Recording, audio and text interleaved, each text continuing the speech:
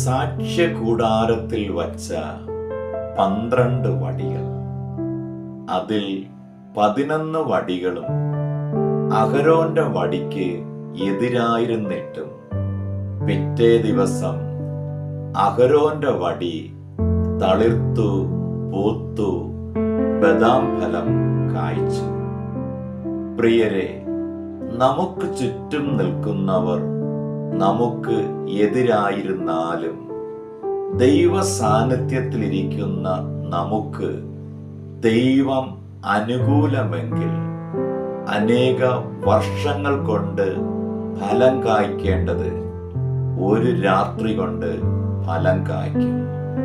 നിന്നോട് മത്സരിക്കുന്നവർക്ക് നീ ഒരു അടയാളമായിരിക്കും. God bless you.